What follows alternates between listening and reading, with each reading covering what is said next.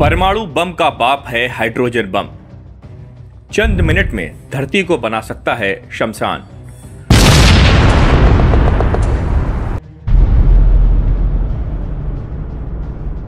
भारत पाकिस्तान तनाव के बीच सबसे ज्यादा हल्ला परमाणु बम को लेकर हो रहा है। क्या आपने कभी सोचा है कि एक ऐसा हथियार भी हो सकता है जो महज चंद सेकंड में किसी महानगर को धूल में मिला दे, जिस स्फोट की चमक सूरज जैसी हो और जिसकी गर्मी इंसानी कल्पना से परे हो।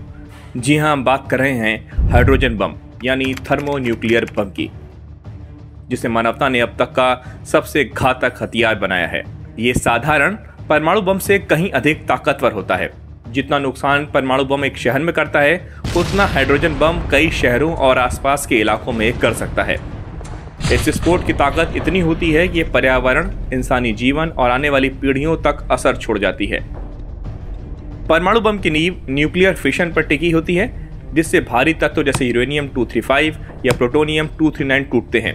1945 में हिरोशिमा और नागासाकी पर गिराए गए बम इसी तकनीक पर आधारित थे, जिनकी क्षमता क्रमशः 15 और 21 किलोटन थी। हाइड्रोजन बम न्यूक्लियर फ्यूजन की ताकत से चलता है। इसमें ड्यूटेरियम और ट्रिटियम जैसे हाइड्रोजन के आइसोटोप मिलकर हीलियम बनाते हैं और इसी प्रक्रिया में निकलती है इतनी भयंकर ऊर्जा कि सूरज की तरह चमक उठती है धरती। 1961 में रूस द्वारा परीक्षण किया गया त्सार बॉम्बा दुनिया का सबसे शक्तिशाली बम था। 50 मेगाटन यानी हिरोशिमा से 3000 गुना ज्यादा घातक। हाइड्रोजन बम 2 चरणों में तबाही मचाता है। पहला चरण फिशन, एक छोटा परमाणु बम फटता है और लाखों डिग्री सेल्सियस तापमान और उच्च दाब पैदा होता है। दूसरा चरण, इस ऊष्मा में ड्यूटेरियम और ट्रिटियम का मेल होता है और भीषण फ्यूजन रिएक्शन होता है, जिससे बम की शक्ति कई गुना बढ़ जाती है। इसमें लिथियम ड्यूटराइड का भी उपयोग होता है, जो ट्रिटियम बनाकर फ्यूजन प्रक्रिया को और तीव्र करता है। अब आपको बताते हैं कि इससे पैदा होने वाले रेडिएशन का असर क्या होता है। रेडिएशन का कहर सिर्फ विस्फोट तक नहीं बल्कि वर्षों तक इसका असर रहता है।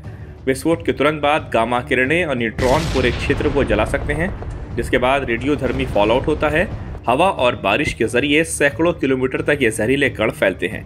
ये कण मिट्टी, पानी और हवा को सालों तक जहरीला बना देते हैं, जिससे कैंसर, आनुवांशिक बीमारियां और पारिस्थितिक तबाही होती है। अब आपको बताते हैं कि किसके पास है ये अल्टीमेट विनाश की ताकत। एक रिपोर्ट के मुताबिक रूस के पास 4380, अमेरिका के पास 3708, चीन के पास 500, यूके के पास 225, फ्रांस के पास 290, भारत के पास 172, पाकिस्तान के पास 170, उत्तर कोरिया के पास 50, इजराइल के पास एक अनुमान के मुताबिक 90 बम हैं।